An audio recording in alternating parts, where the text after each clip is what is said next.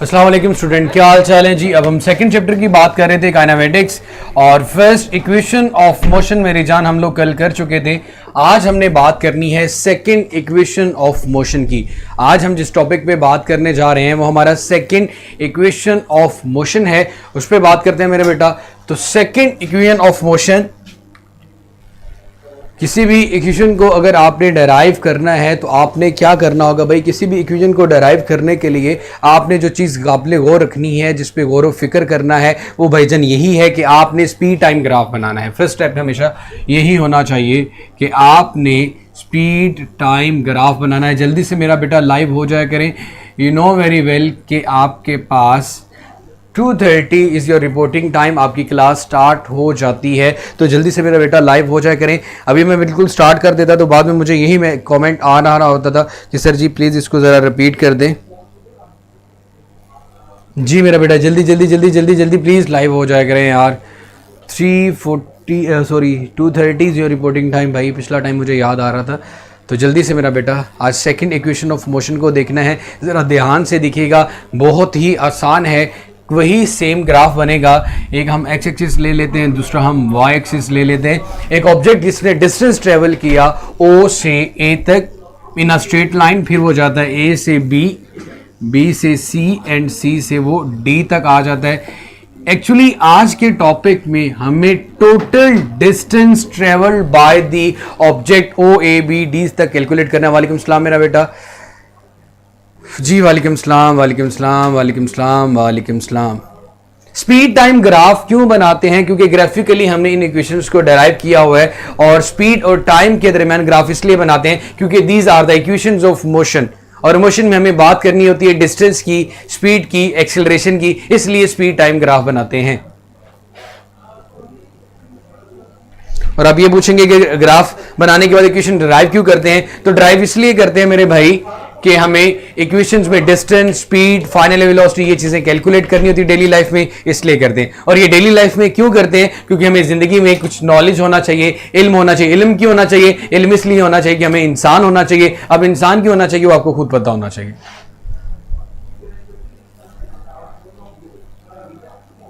जी वालेकुम सलाम वालेकुम सलाम वालेकुम सलाम।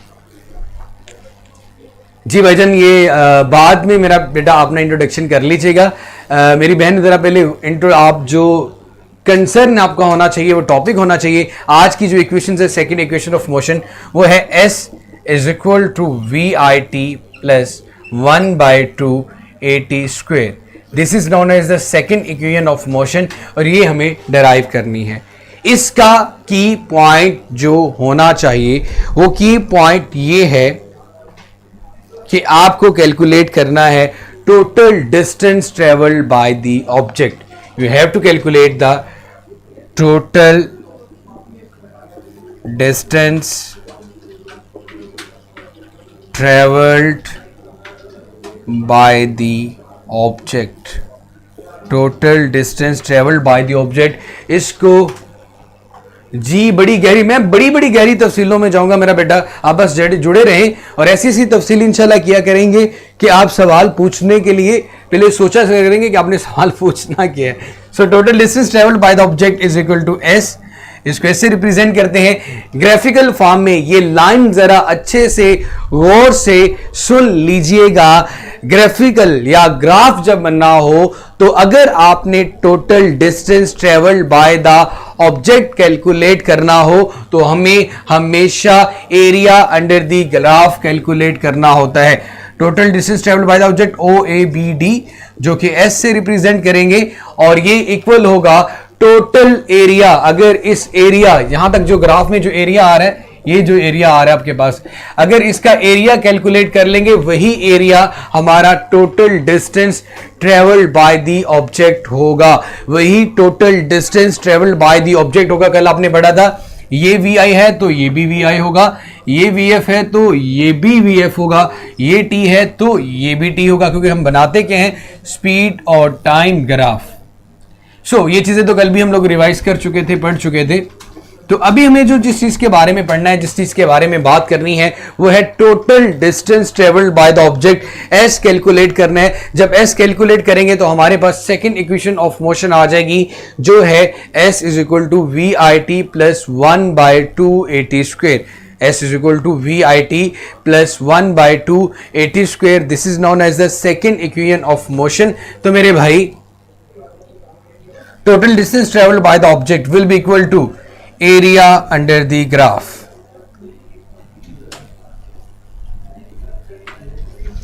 इसे मैं नाम दे देता हूं इक्वेशन नंबर ए का।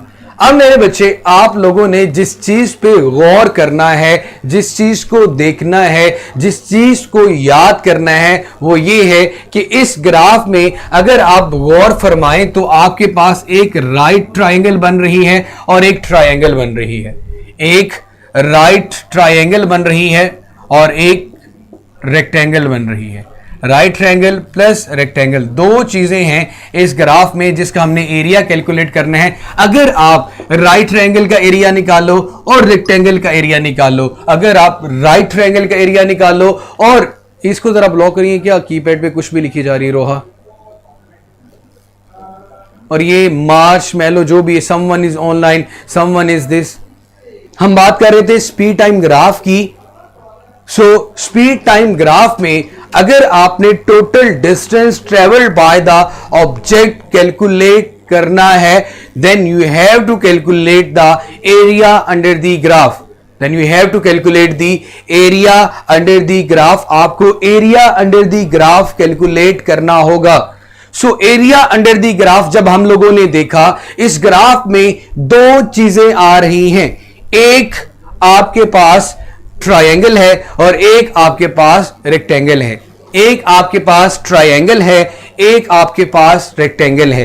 एक आपके पास ट्रायंगल है और एक आपके पास रेक्टेंगल है। जब आप एरिया ऑफ ट्रायंगल निकाल लें, उसमें आप ऐड करेंगे एरिया ऑफ रेक्टेंगल को, तो आपके पास total distance travelled by the object आ जाएगा। इसे मैं इक्वेशन नंबर 1 का नाम दे देता हूं। अब मेरे पास दो टास्क हैं, दो चीजें हैं। वो ये है कि मुझे एरिया ऑफ ट्रायंगल निकालना है और एरिया ऑफ रेक्टेंगल निकालना है। एरिया ऑफ ट्रायंगल निकालना है और एरिया ऑफ रेक्टेंगल निकालना है। तो एरिया ऑफ ट्रायंगल निकालने के लिए फॉर्मूला ये होता है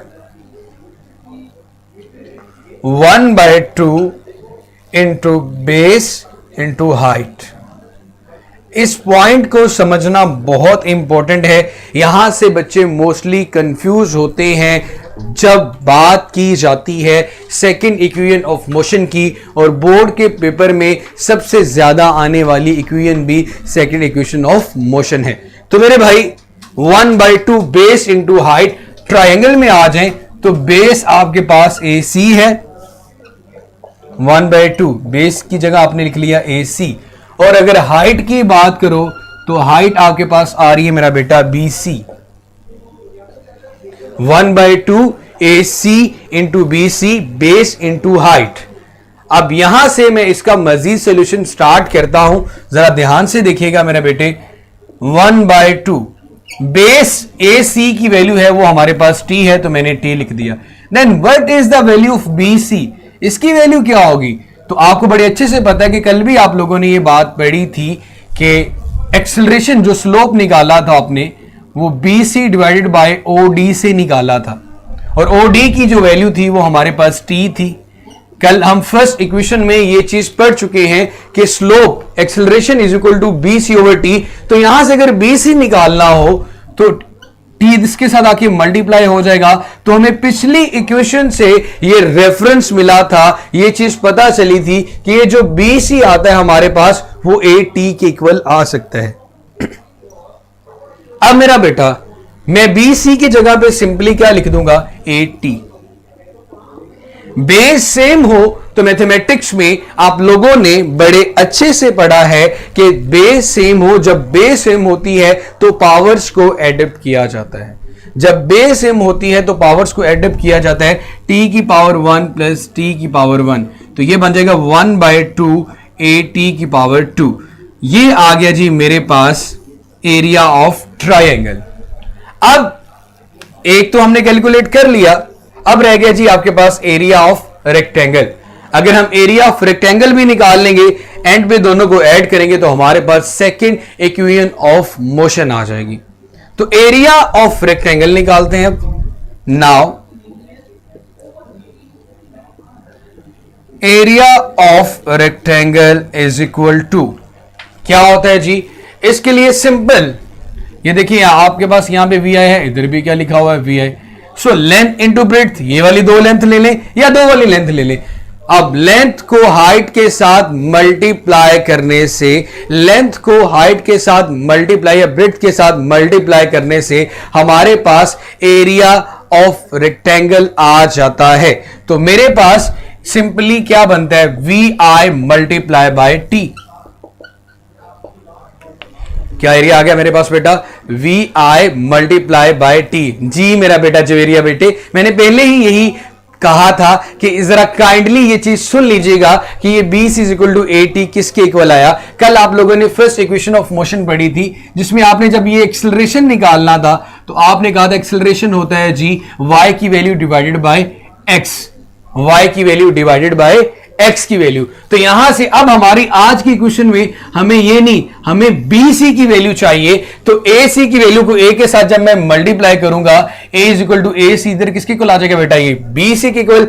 ए सी की वैल्यू क्या होती है, टी, तो ए टी वैल्यू बन जाती है बी सी की। ये मैं दूसरी दफा मेरा बेटा बता चुका हूं, अब इसको जरा ध्यान से सुन लेना और समझ लीजिएगा। ये रेफरेंस मैंने फर्स्ट इक्वेशन से लिया है जी। Pakistani eagle graphics is not clear, तो मेरा बेटा ग्राफ के ऊपर मैंने एरिया शेडो किया है। ये ग्राफ है, ये स्पीड है, ये टाइम है।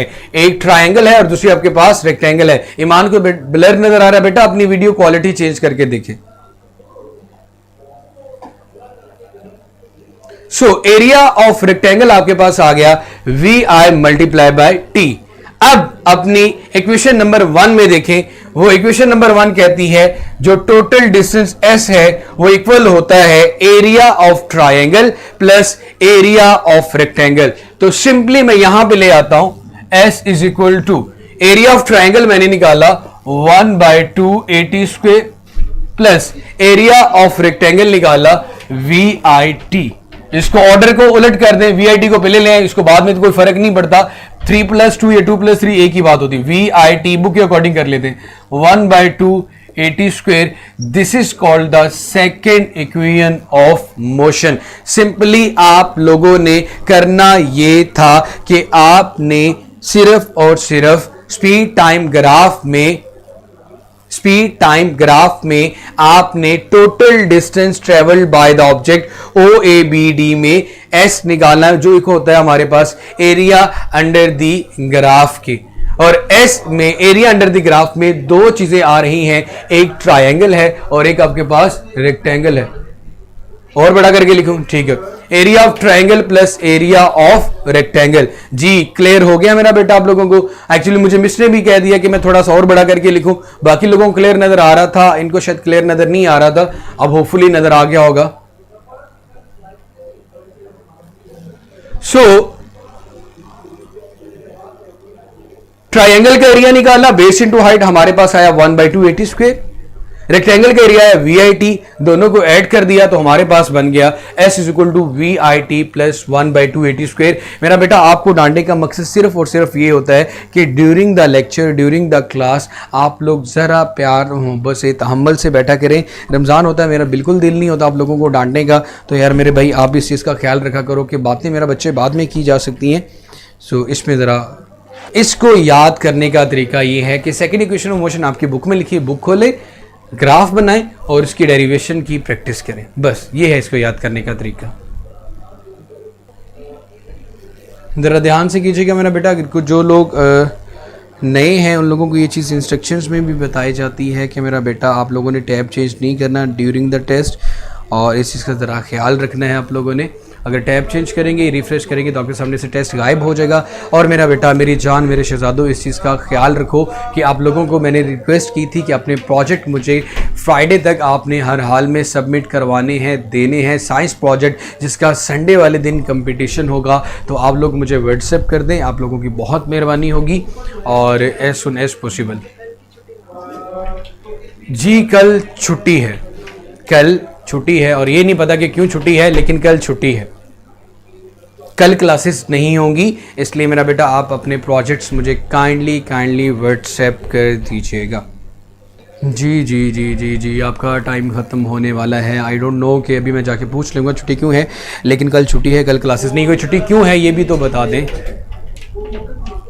1 मई की, क्या बात है जी, 1 मई की, वाह, 1 मई को तो मेरी एंगेजमेंट की सेरेमनी आ गई, एनुअल सेरेमनी। शादी भी होगी, देखो अभी तक एंगेजमेंट ही याद है। लेबर डे, हाँ, मजदूरों का दिन, इसका मतलब मजदूरों को मंडे वाले दिन छुट्टी है, कल छुट्टी होगी। सही है, हम मजदूर हैं भाई, छुट्टी तो होनी है।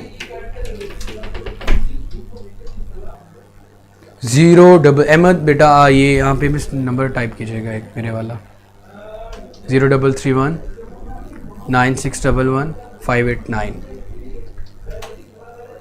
जी भाईजान ये नंबर नोट कर लें, कल छुट्टी है, और काइंडली अपने प्रोजेक्ट सबमिट कर दें ताकि मंडे वाले दिन मैं आपकी एक रिपोर्ट प्रिपेयर कर लूं, और फिर संडे वाले दिन मैं आप लोगों को वो सारी वीडियोस दिखा दूंगा, और फिर उसका सर्वे होगा। अल्लाह ताला आपको जन्नतुल फिरदौस में भी जगह दे। जल्दी से मेरा बेटा इसको कर दीजिएगा। जज़ाकल्लाह मेरा बेटा, बहुत शुक्रिया, बहुत शुक्रिया, बहुत शुक्रिया। जीते रहो, आबाद रहो, खुश रहो, और दुआओं में याद रखा करो। आप मजदूर नहीं बेटा, हम मजदूर हैं, हमें छुट्टी है। बड़ी मतलब माजरत के साथ जनाब, हम आपको कह सकते हैं मजदूर हैं, हम मजदूर हैं भाई, मजदूर, दिहाड़ीदार मजदूर तो हम हैं। चलिए मेरा बेटा अपना फीडबैक वगैरह ज़रूर देते रहा करें। आपको लेक्चर कैसा लगता है, और इन शॉर्ट मुझे पता कि मैं तो जैसा भी लगता हूँ आपको। और सर प्रोजेक्ट क्या है प्लीज़ बता दें। प्रोजेक्ट है बेटा साइंस प्रोजेक्ट, वर्किंग मॉडल की कोई बनाना है अपने घर में, उसकी फिर वीडियो बना के कि जी मैंने ये बनाया और ऐसे बनाया, वो वीडियो मुझे व्हाट्सएप करनी है, जिसका संडे वाले दिन आप लोगों का कंपटीशन है। और ये बात हमारी माशाल्लाह से पूरी 2 हफ्ते में जारी है। जज़ाकल्लाह बेटा, अब तो शादीशुदा हो गया हूँ। चलें, थैंक यू सो मच। खुश रहो, जीते रहो, आबाद रहो, जहाँ भी रहो। अल्लाह ताला आप लोगों को खुश रखे, आबाद रखे।